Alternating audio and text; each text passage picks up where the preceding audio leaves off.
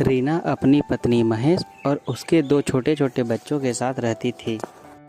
रीना का पति मजदूरी का काम किया करता था। वो लोग बहुत गरीब थे। बहुत मुश्किल से 2 वक्त का खाना मिल पाता था। इसके अलावा किसी और चीज़ में खर्च करने के लिए उसके पास पैसे नहीं थे। महेश की माँ भी काफ़ी बूढ़ी और बीमार रहती थी। उनकी ज़िंदगी इसी तरह चल रही थी कि अचानक एक दिन महेश को काफ़ी तेज़ बुखार आता है और सही इलाज न मिल पाने के कारण उसकी मृत्यु हो जाती है। महेश का एक छोटा भाई राजेश भी था, जो बहुत ही चालाक किस्म का आदमी था। भाई के मरने के बाद वो बाल बच्चों की देखभाल और माँ की सेवा करने का नाटक करता है। कुछ दिनों के बाद अपनी माँ को बेवकूफ़ बनाकर खेती बाड़ी की सारी ज़मीन अपने नाम पे लिखवा लेता है। राजेश अपनी माँ से कहता है, देखो माँ, भाई की तो अब मृत्यु हो चुकी है और भाभी जाके खेतों में काम करेंगी नहीं। अब मुझे ही सब देखना पड़ेगा, तो इन कागज़ों पर अंगूठा लगा दो। बाकी भाभी और बच्चों की चिंता मत करो, उनका सारा खर्च मैं ही उठा लूँगा। तुम लोगों को चिंता करने की ज़रूरत नहीं है। बूढ़ी माँ राजू की बातों में आकर अंगूठा लगा देती है, पर राजू बहुत ही धोखेबाज निकलता है। 2-4 दिनों में वो ज़मीन को सस्ते दाम पर बेचकर गांव से फरार हो जाता है। कैसा कपूत पैदा किया मैंने, जो अपने ही घर को बेचकर चला गया। रीना पर तो दुखों का पहाड़ टूट पड़ता है। वो सोचने लगती है, मैंने तो कभी भी काम ही नहीं किया और घर से बाहर कभी निकले ही नहीं। अब इन 2 छोटे छोटे बच्चों, मेरी बूढ़ी सासू माँ को लेकर मैं कहाँ जाऊँ। भगवान ने हमारे साथ बहुत अन्याय किया। घर का एकमात्र सहारा हमसे छीन लिया। कुछ दिन बीतने के बाद खाने पीने का जो भी सामान घर में था वो सब खत्म हो गया। अब न घर पे राशन था और ना ही पैसे बचे थे।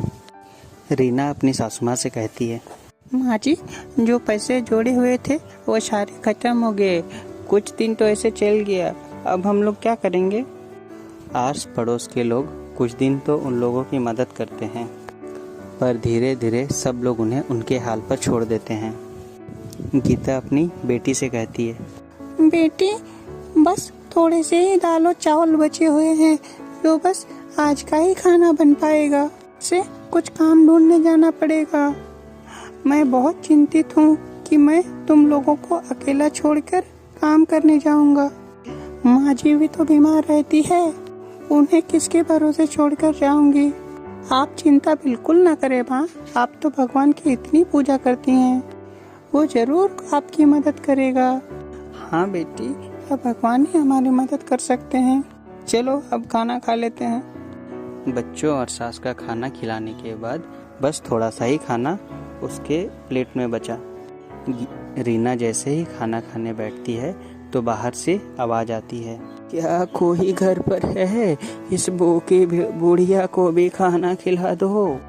बूढ़ी अम्मा की आवाज़ सुनकर गीता तुरंत ही बाहर आती है और उन्हें बैठने के लिए कहती है।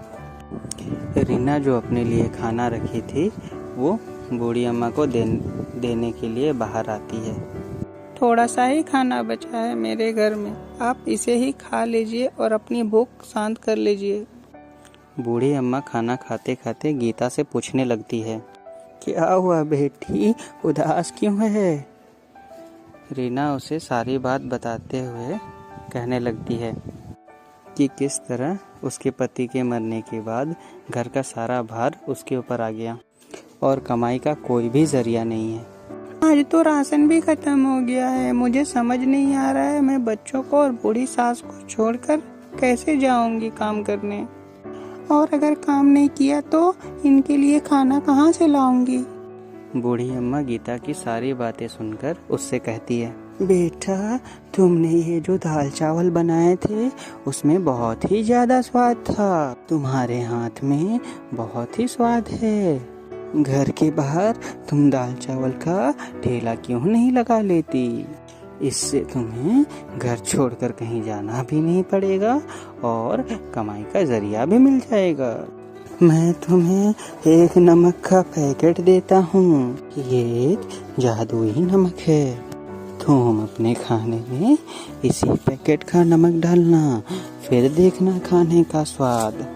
तुम्हारा सारा खाना हाथों हाथ बिक जाएगा और तुम्हें कभी पैसे की कोई परेशानी नहीं होगी। ये कहते हुए बूढ़ी अम्मा रीना को एक नमक का पैकेट देती है।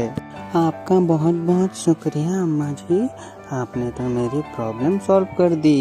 मैं घर पर रहकर ही सब काम कर लिया करूँगी और मुझे अपने बच्चों को और सास को छोड़कर कहीं और दूर जाना भी नहीं पड़ेगा। तुम बहुत ही अच्छी औरत हो, तुम्हारे दिल में बहुत ही ज़्यादा प्यार और दया भाव है और तुम लोगों की मदद भी करना चाहती हो, इसीलिए मैं तुम्हें ये जादुई नमक दे रहा हूँ।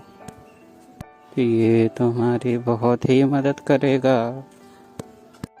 ये पैकेट कभी भी खाली नहीं होगा, बस तुम इसे एक जगह संभाल कर रखना और हमेशा खाने में नमक किसी में से डालना।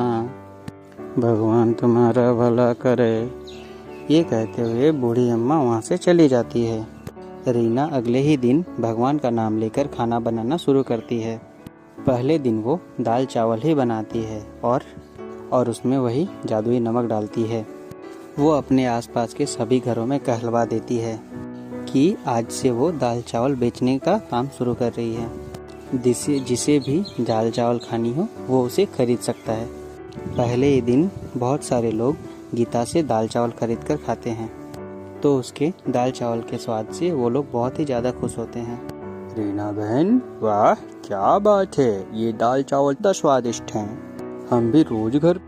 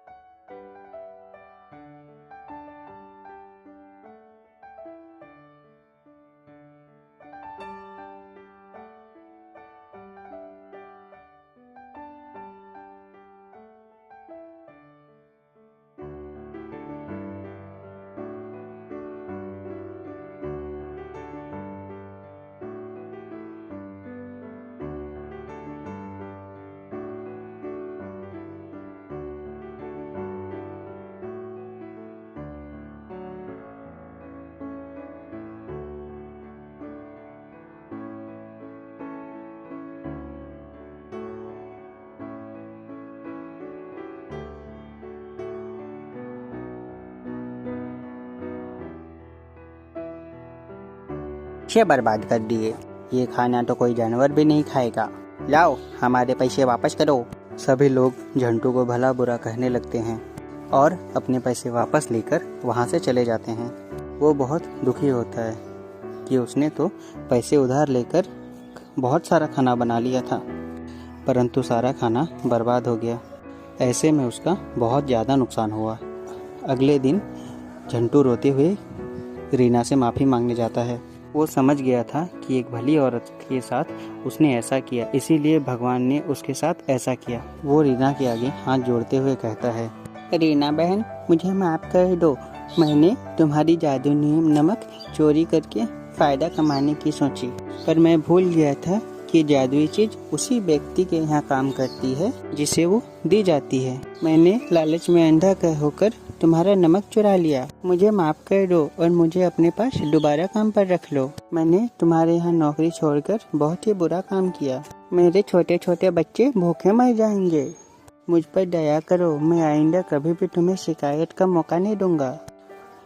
झंटू को इस तरह रोते देख रीना का मन बदल जाता है। रीना झंटू से कहता है, अरे अब तुम रोना बंद करो। मैं इतनी भी कठोर नहीं हूँ कि मैं तुम्हें दोबारा काम पर न रखूँ, और तुम्हारे बच्चों को भूखा मरते हुए अपनी गलती का एहसास हो गया, बस वही काफ़ी है।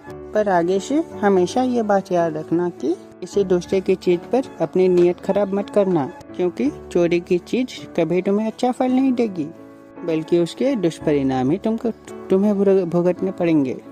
झंटू को अपनी गलती समझ में आ जाती है और वो पूरी ईमानदारी के साथ रीना के यहाँ पर काम करने लगता है।